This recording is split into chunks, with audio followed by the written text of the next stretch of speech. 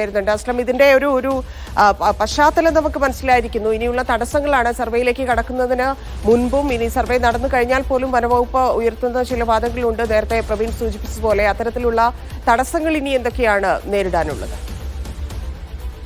എന്തായാലും പുതിയൊരു സർവേ നടത്തണം. അതിന് നാളെ മുതൽ തുടങ്ങാമെന്നുള്ളൊരു ഏകദേശ ധാരണയാണ്. നേരത്തെ വനം വകുപ്പിന് നൽകിയ അനുമതി ഏറെക്കുറെ ഈ മാസം അവസാനിക്കുന്നതാണ്. സർവേ നടത്തുന്നതിന് വേണ്ടി അനുമതി അവസാനിക്കും. അതിന് മുന്നോടിയായി തന്നെ സർവേ നടത്താൻ വേണ്ടി നേരത്തെ തീരുമാനിച്ചാൽ അതേസമയം നാളെയാണ് സർവേ ഇപ്പോൾ നടക്കുക, അല്ലെങ്കിൽ തുടങ്ങി വയ്ക്കുക നാളെ ആയിരിക്കും. ആ സർവേ പൂർത്തിയാക്കിയതിന് ശേഷം എത്ര കിലോമീറ്ററാണ് പോകേണ്ടത്, ആ ഒരു വനഭൂമിയുടെ പ്രത്യേകത ഉൾപ്പെടെയുള്ള മുൻനിർത്തിക്കൊണ്ടും അത് പിന്നെ മറ്റു പ്രശ്നങ്ങളിൽ നേരത്തെ ഉന്നയിക്കപ്പെട്ട തരത്തിലുള്ള പ്രശ്നങ്ങളില്ലാത്ത രീതിയിലുള്ള, അതായത് സംരക്ഷിതമായ ചില മൃഗങ്ങളുടെയോ അല്ലെങ്കിൽ പക്ഷികളുടെയോ ഒക്കെ ആവാസ സ്ഥലമല്ല എന്നുൾപ്പെടെയുള്ള കാര്യങ്ങൾ അത് വനം വകുപ്പിന് തന്നെ സർവേയിലൂടെയും മാത്രമേ വ്യക്തമാവുകയുള്ളൂ. അത് ഉൾപ്പെടെ നിർത്തിക്കൊണ്ട് നൽകുകയും അതോടൊപ്പം തന്നെ അതിന് കൃത്യമായി തന്നെ സമ്മർദ്ദം, ഈ അനുമതിക്ക് വേണ്ടിയുള്ള സമ്മർദ്ദം, നേരത്തെ ഏതെങ്കിലും തരത്തിലുള്ള സത്യവാങ്മൂലത്തിൽ പ്രശ്നങ്ങളുണ്ടെങ്കിൽ അതൊക്കെ തിരുത്തി നൽകിക്കൊണ്ട് സമ്മർദ്ദം സംസ്ഥാന സർക്കാർ, വനം വകുപ്പും അതോടൊപ്പം തന്നെ സംസ്ഥാന സർക്കാർ മൊത്തത്തിൽ നടത്തിയാൽ മാത്രമേ ഇത് ലഭ്യമാവുകയുള്ളൂ. നമുക്കറിയാം, ഈ തുരങ്കപാതയ്ക്ക് വേണ്ടി, തുരങ്കപാതത്തിൽ ഭൂമി തുറന്നുകൊണ്ട് തന്നെ മല തുറന്നുകൊണ്ട് അപ്പുറത്ത് പോവേണ്ട വലിയ പാരിസ്ഥിതിക പ്രത്യാഘാതങ്ങൾക്ക് സാധ്യതയുള്ള ഒരു അതിനുവേണ്ടി കൃത്യമായി തന്നെ വനം വകുപ്പിന്റെ അനുമതിയിൽ കൃത്യമായ ഫോളോ അപ്പ് നടത്തിക്കൊണ്ട് വനം വകുപ്പിന്റെ അനുമതി കേന്ദ്ര വനം മന്ത്രാലയത്തിന്റെ അനുമതി വാങ്ങിയതാണ്. പരിസ്ഥിതി മന്ത്രാലയത്തിന്റെ അനുമതി വാങ്ങി അതിന്റെ നിർമ്മാണത്തിൽ നടത്തും. അതായത് ഒരു പദ്ധതിക്ക് വേണ്ടി നമ്മൾ ഇറങ്ങിത്തിരിച്ചാൽ, സംസ്ഥാന സർക്കാർ ഇറങ്ങിത്തിരിച്ചാൽ അതിന് കഴിയും, വനം വകുപ്പിന്റെ അനുമതി വാങ്ങാൻ കഴിയുമെന്നതിന് തെളിവാണ് തുരങ്കപാതയ്ക്കുള്ള അനുമതി ലഭിച്ചത്. പിന്നെ നിർമ്മാണ ഉദ്ഘാടനം തുടങ്ങി. ഈ ആളുകളുടെ ഒരു മനോഭാവം, അതായത് വലിയ പ്രക്ഷോഭങ്ങൾ, വലിയ ആവശ്യങ്ങളൊക്കെ ഉന്നയിച്ചിരുന്ന ആളുകളാണ്. ഈ രണ്ട് ജില്ലയിലെയും ആളുകളെ സംബന്ധിച്ച് വലിയ ആശ്വാസകരമാണ്. അവരിപ്പോഴും അതേ നിലപാടിൽ ആവശ്യത്തിൽ തന്നെ ഉറച്ചു നിൽക്കുകയാണ്. വയനാട്ടിലും കോഴിക്കോട്ടെയും പ്രത്യേകിച്ച് പിന്നെ ഈ കുറ്റ്യാടി ഭാഗത്ത്, അല്ലെങ്കിൽ നമ്മൾ കണ്ണൂരിൽ നിന്ന് വരുന്ന ആൾക്കാർക്കാണ് ഏറ്റവും കൂടുതൽ എളുപ്പമാവുക. കാരണം പേരാമ്പ്രം നിന്നാണ് തിരിഞ്ഞു പോകേണ്ടത്. പേരാമ്പ്രം തിരിഞ്ഞ് 20 കിലോമീറ്റർ അധികം തിരിഞ്ഞു പോകുമ്പോഴാണ് പൂഴിത്തൊടുത്തുക. അവിടെ നിന്ന് പിന്നെ 7 കിലോമീറ്റർ കയറി നേരിട്ട് പടിഞ്ഞാറത്തറയിൽ എത്തുകയാണ്. പടിഞ്ഞാറത്തറയിൽ നേരെ 18 കിലോമീറ്റർ പോയാൽ സുൽത്താമത്തിരിയിലേക്കും അതോടൊപ്പം തന്നെ ഇപ്പുറത്ത് ഒരു 30 കിലോമീറ്റർ പോയാൽ കൽപ്പറ്റയിലേക്കും വരാൻ പറ്റും. നമ്മളെ വിനോദസഞ്ചാര മേഖല അടക്കം പിന്നെ ഈ അണക്കെട്ടടക്കമുള്ള സ്ഥലങ്ങളൊക്കെ തന്നെയും വളരെ എളുപ്പത്തിൽ നമ്മൾ ഈ പറയുന്ന പോലെ ചുരം പോലെ രണ്ട് ചുരങ്ങളുടെയും, അല്ലെങ്കിൽ കുറ്റ്യാടി തന്നെയുള്ള പാൽച്ചുരം, ബക്രാനങ്കിൽ പക്രതളം ചുരം ഉൾപ്പെടെയുള്ള കാര്യങ്ങളുടെ ഈ ഒരു ചുരത്തിന്റെ പ്രശ്നങ്ങളൊന്നും ഇല്ലാതെ തന്നെ പോകാൻ കഴിയുന്നതാണ്.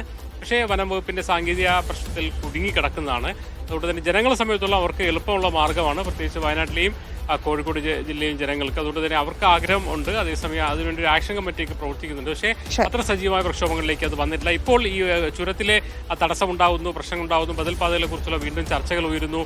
തുരങ്കപാതയ്ക്കുള്ള നിർമ്മാണം ഒരു വശം തുടങ്ങാൻ തീരുമാനിച്ചിരിക്കുന്നു. ഈ ഒരു ഘട്ടത്തിലാണ് വളരെ എളുപ്പത്തിൽ പൂർത്തീകരിക്കാൻ കഴിയുന്ന ഒരു ബദൽ പാതയെക്കുറിച്ചുള്ള ചർച്ചകൾ സജീവമാക്കിയിരിക്കുന്നത്. എന്തായാലും സംസ്ഥാന സർക്കാരിന് മുന്നിൽ വനം വകുപ്പിന്റെ മന്ത്രിയുടെ ഉൾപ്പെടെ അഭിപ്രായം നമ്മൾ തേടുന്നുണ്ട്. വരും ദിവസങ്ങളിൽ സംബന്ധിച്ചുള്ള മറ്റു വാർത്തകൾ, തുടർ വാർത്തകൾ, നാളത്തെ സർവേ ഉൾപ്പെടെയുള്ള വാർത്തകൾ. ഒരുപക്ഷെ ഈ തുരങ്കപാതയ്ക്കൊപ്പം തന്നെ ഈ ബദൽ പാതയുടെ നിർമ്മാണം നടക്കുമെന്ന് പ്രതീക്ഷിക്കാമോ? ഈ സർവേയിലേക്കൊക്കെ കടക്കുന്ന സാഹചര്യത്തിൽ ചോദിക്കുകയാണ്. കേന്ദ്ര വനമന്ത്രാലയത്തിന് അനുമതി ലഭിച്ചാൽ മാത്രമേ സംസ്ഥാന സർക്കാരിന് അക്കാര്യത്തിൽ പ്രൊജക്റ്റിലേക്ക് പോകാൻ കഴിയുകയുള്ളൂ. കാരണം വനത്തിലുള്ള റോഡ് നിർമ്മാണമാണ് ഇതിൽ ഏറ്റവും പ്രധാനപ്പെട്ട സാങ്കേതികമായ തടസ്സം. അതിനുള്ള അനുമതി ലഭിച്ചാൽ മാത്രമേ സംസ്ഥാന സർക്കാർ അത്തരം പ്രോജക്റ്റുമായി മുന്നോട്ട് പോകാൻ കഴിയുകയുള്ളൂ. അതേസമയം അതിനുവേണ്ടിയുള്ള ശ്രമങ്ങളാണ്. സർവേ നാളെ തുടങ്ങുമ്പോൾ അതിനുവേണ്ടിയുള്ള ശ്രമങ്ങളിലേക്ക് കടക്കുന്നു. അത് എത്രത്തോളം സംസ്ഥാന സർക്കാർ താല്പര്യമെടുക്കും, കേന്ദ്ര സർക്കാർക്ക് എത്രത്തോളം സമ്മർദ്ദം ചെലുത്തും അനുമതി വാങ്ങിച്ചെടുക്കാൻ എന്നുള്ളതാണ് ഇനി അറിയേണ്ടത്. ശരി, അസ്ലം തുടരാമോ? ചക്കിട്ടപ്പാറ പഞ്ചായത്ത് പ്രസിഡന്റ് സുനിൽ മുതുകാട് ചേരുന്നുണ്ട്. ശ്രീ സുനിൽ, വർഷങ്ങളായിട്ടുള്ള ആവശ്യമാണ് രണ്ട് ജില്ലകളെ ബന്ധിപ്പിക്കുന്ന അത്തരത്തിലൊരു ബദൽ പാത. അത് വർഷങ്ങൾക്ക് മുമ്പേ തന്നെ സാധ്യമാകേണ്ടതായിരുന്നു അവിടുത്തെ നാട്ടുകാരുടെയൊക്കെ അഭിപ്രായങ്ങൾ പരിഗണിക്കുകയാണെങ്കിൽ. പക്ഷേ ഇത്ര വൈകി എന്നാൽ പോലും നാളെ ഇപ്പോൾ സർവേയിലേക്ക് കടക്കുന്നത് എത്രത്തോളം പ്രതീക്ഷ നൽകുന്നതാണ്? 94 മുതൽ പ്രവർത്തനം ആരംഭിച്ചു. ഒരു റോഡിന്റെ ദൗത്യം പൂർത്തീകരിക്കാൻ വേണ്ടി സംസ്ഥാന ഗവൺമെന്റിന്റെ മുൻകൈയിലാണ് നാളെ ഡ്രോൺ വെച്ചുള്ള പരിശോധന ആരംഭിക്കുന്നത്. PWD ഔദ്യോഗികമായി അതിന്റെ ഇൻവെസ്റ്റിഗേഷൻ നാളെ ആരംഭിക്കുകയാണ്. വയനാട് മുതൽ ഇങ്ങോട്ട്, പടിഞ്ഞാറത്തറ മുതൽ ഇങ്ങോട്ടുള്ള പരിശോധന പൂർത്തിയായതാണ്.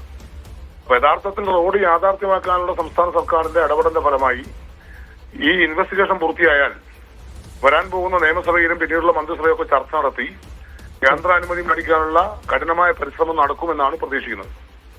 ഓക്കെ, അതായത് ബദൽ പാതയുടെ ഈ തുരങ്കപാതയുടെ അതേ സമയത്ത് തന്നെ ഇതും കൂടി യാഥാർത്ഥ്യമാകുമെന്നുള്ള പ്രതീക്ഷയുണ്ടല്ലേ? യഥാർത്ഥത്തിൽ തുരങ്കപാത യാഥാർത്ഥ്യമാകാൻ 3 വർഷം എടുക്കുന്നുവെങ്കിൽ അതിന്റെ 1/3 സമയം മതി ഇത് പൂർത്തിയാക്കാൻ. കാരണം വലിയ പാലങ്ങൾ വേണ്ട, പാറക്കെട്ടുകളില്ല, ചുരമില്ല. അങ്ങനെ യഥാർത്ഥത്തിൽ വയനാട് അതുമായി ബന്ധപ്പെട്ടും കർണാടകയിൽ പ്രവേശിക്കാനുമുള്ള ഏറ്റവും ശാസ്ത്രീയമായ വഴി ഇതാണെന്നാണ് മനസ്സിലാക്കുന്നത്. യെസ്, നിലവിലെ ഇതിൽ സാങ്കേതികമായിട്ടുള്ള പല തടസ്സങ്ങളുണ്ട്. വനം ഉൾപ്പെടെയുള്ള കാര്യങ്ങളിൽ വനംവകുപ്പ് അതിൻ്റെതായിട്ടുള്ള നിലപാട് എടുത്തിരുന്നു. പക്ഷേ അതിൽ ചെറിയ അയവ് വന്നിട്ടുണ്ട്. അതാണ് സർവേയിലേക്ക് കടന്നതെന്ന് മനസ്സിലാക്കുന്നു. അല്ലാതെയുള്ള സാങ്കേതിക പ്രശ്നങ്ങൾ എന്താണ് ചൂണ്ടിക്കാണിച്ചിരുന്നത്? സാങ്കേതിക പ്രശ്നങ്ങൾ യഥാർത്ഥത്തിൽ ഇല്ല. ഇതിനകത്ത് വേണ്ടൊരു പ്രശ്നം എന്താണെന്ന് വെച്ചാൽ പശ്ചിമഘട്ട മലനിരകൾ എന്ന നിലയിൽ സെൻട്രൽ ഗവൺമെന്റിന്റെ ഹരിത ട്രിബ്യൂണലിന്റെ പെർമിഷൻ വേണം. അത് സെൻട്രൽ ഗവൺമെന്റ് തീരുമാനിച്ചാൽ മാത്രമേ നടക്കൂ.